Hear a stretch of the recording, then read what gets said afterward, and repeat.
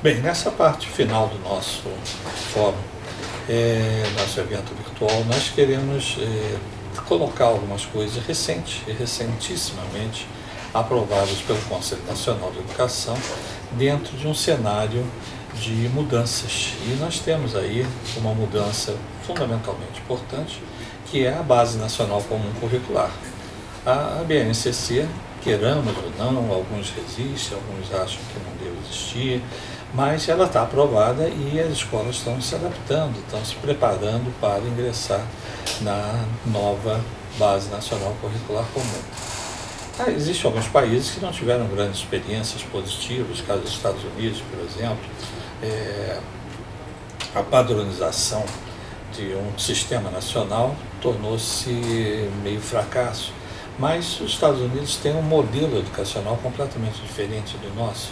Nós temos lá os estados têm autonomia, nós não temos o Ministério da Educação com a função que nós temos no Brasil, temos ministérios que são mais secretaria de educação do que ministérios hoje, se nós olharmos num nível comparativo. E o sistema, por exemplo, da Califórnia é completamente diferente do sistema de outro estado, do Texas, etc. Cada estado tem sua regra. E houve realmente essa tentativa de ter uma base comum, e essa base comum foi colocada, inclusive no governo Obama, com incentivo a adesões, e muitos estados aderiram, mas existe ainda um processo lento de vingar esse modelo americano.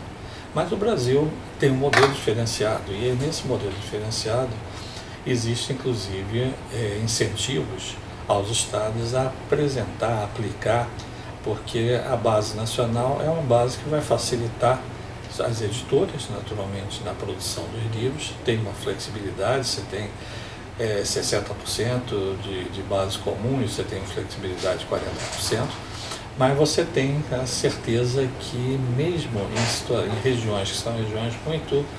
na mesma cidade, por exemplo, você tem vários modelos de comunidades que são extremamente diferentes. Então você não pode pensar que está na mesma cidade, na mesma região metropolitana, que você vai encontrar todos iguais. Não vai. Não adianta você ensinar, por exemplo, as regras de trânsito igual de uma cidade e aquele que está no interior da Amazônia. Então o trânsito é diferente, você não vai ter placa de trânsito ali, você não vai ter resultados que são resultados de uma padronização nacional.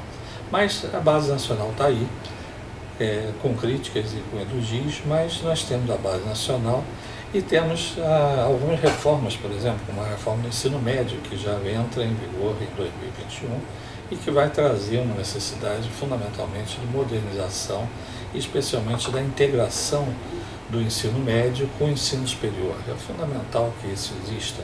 O ensino superior precisa dos alunos que vêm no ensino médio e as escolas de educação básica precisam dos professores, da formação dos professores já adequados a essa nova realidade.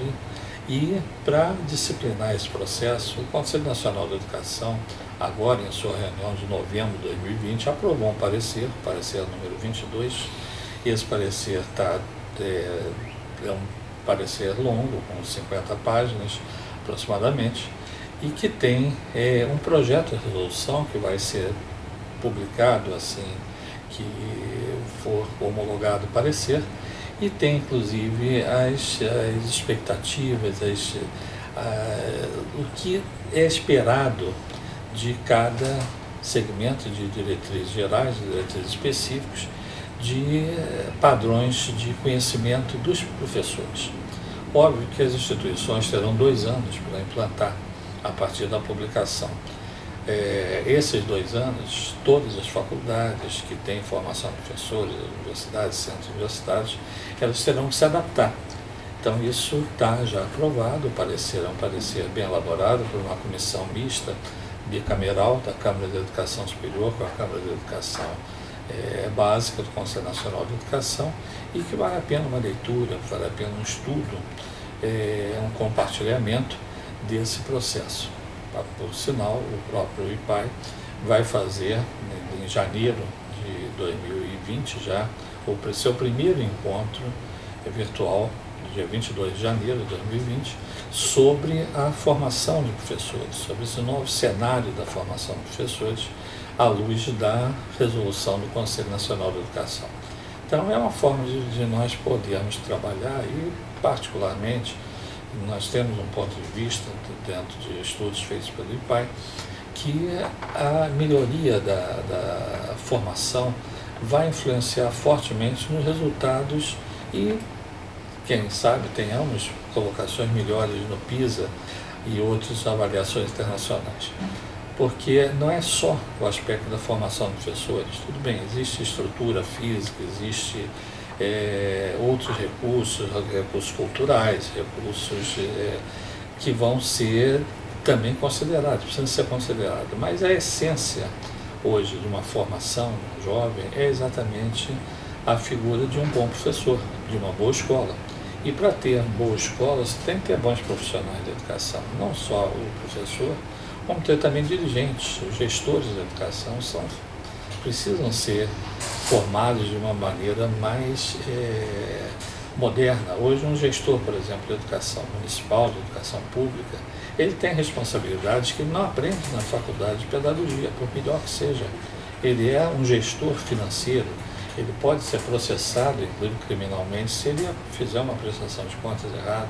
Ele movimenta recursos, ele não contrata profissionais, porque isso normalmente está no âmbito da Secretaria Municipal de Educação ou Secretaria Estadual de Educação, mas a administração de recursos, mesmo que sejam recursos pequenos que são repassados pelo Fundeb, por outros mecanismos de repasse de recursos, ele tem que estar apto a gerir.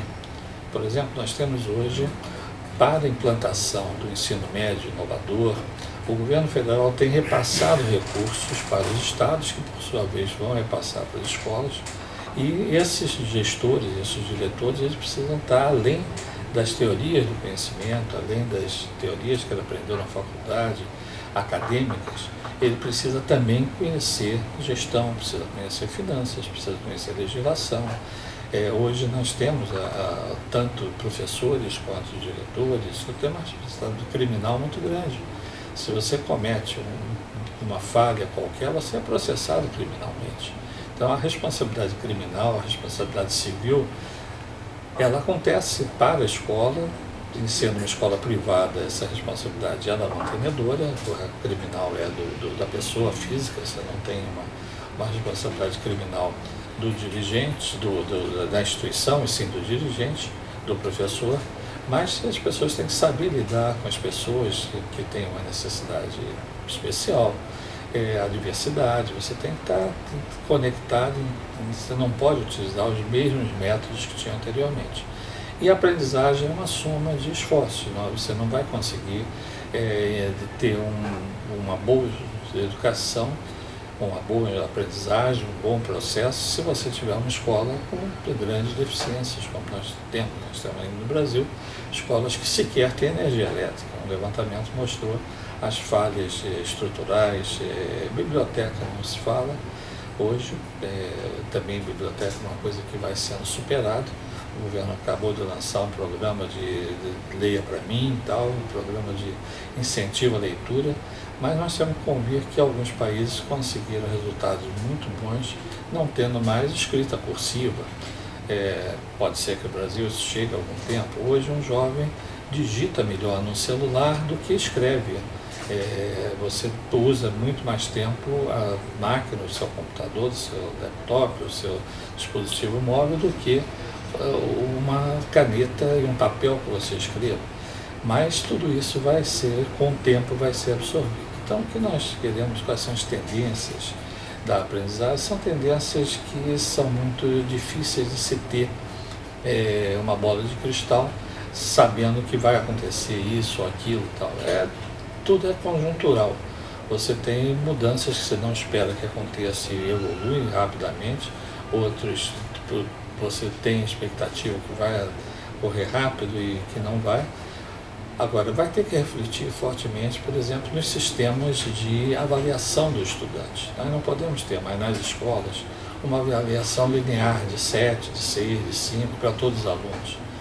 Gardner já nos ensinou que existem as teorias das inteligências múltiplas e você precisa ter esse avaliação com portfólios avaliativos, com outros sistemas de avaliação e não ter, forçar, por exemplo, numa aprovação automática, numa segunda recuperação, etc. Cada escola tem um modelo e esse modelo tem que ser não da escola, tem que ser um modelo do aluno. O aluno é o centro da aprendizagem, não um aspecto periférico. Então nós temos que inverter. No passado, lá quando nós falamos na instrução, o professor era o centro. Hoje não, o centro é o aluno. E você tem que ter toda uma mudança, a aceitação da mudança por parte dos profissionais de educação, dos educadores, mas você tem que ter uma aceitação de todo um conjunto da comunidade, da sociedade. Tem alguns países, por exemplo, que resolveram agora não ter mais dever de casa. Dever de casa não existe mais. Isso no Brasil, se você fizer, o pai normalmente acha que a escola virou uma esculhambação, certo?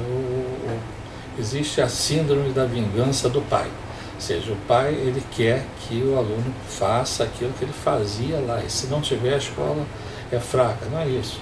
Então tem um país que acabou de adotar esse sistema. Os alunos, o dever de casa é escutar os noticiários e comentar no dia seguinte, apresentar as suas visões sobre o noticiário.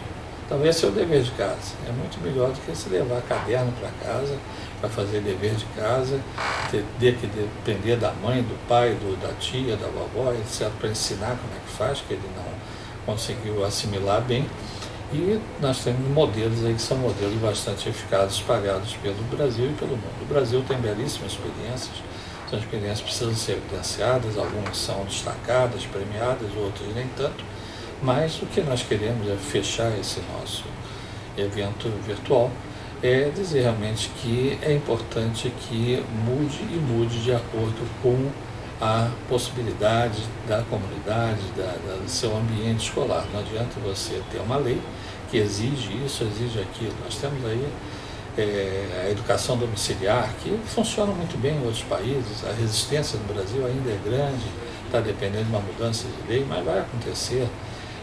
Isso já tem, o Instituto tem debatido alguns fóruns, inclusive, sobre o assunto, mas o que nós temos que ouvir é que o mudar é preciso. Nós não podemos continuar tendo o mesmo modelo do passado, tentando dar um jeitinho, fazer uma ajeitadazinha um pouquinho para cá, um pouquinho para lá. É necessário, inclusive, se pensar, e eu acho que isso não vai resistir muito tempo, mas uma mudança da Lei de Diretrizes Básicas da Educação Nacional. A lei já tem 20 anos, tem mais de 20 anos, ela está cheia de puxadinho, está cheia de emendas, cheia de modificações, mas nós precisamos ter uma nova Lei de Diretrizes Básicas da Educação Nacional, que seja realmente das diretrizes e bases, não detalhadamente como é atual, mas nós precisamos ter formação diferenciada, como temos agora essa recomendação, e ajustado todo esse processo em prol do desenvolvimento de nosso país. Nenhum país avança se não tiver uma educação de qualidade, e essa educação de qualidade depende exatamente de todos nós. Esperamos que esse encontro virtual possa ser útil para reflexões e em suas escolas, em seus grupos de estudos, aprofundam, debatem e mandem naturalmente sugestões para que nós possamos colaborar. O Instituto é uma organização não governamental, com seus 46 anos, a caminho de 47 anos de funcionamento, que sempre trabalhou sem nenhuma ajuda do governo, nós nunca pedimos nenhum apoio financeiro ao governo, até para manter uma independência. O Instituto tem pesquisas e as pesquisas têm continuidade e não tem interrupção porque o recurso foi cortado por essa ou aquela razão.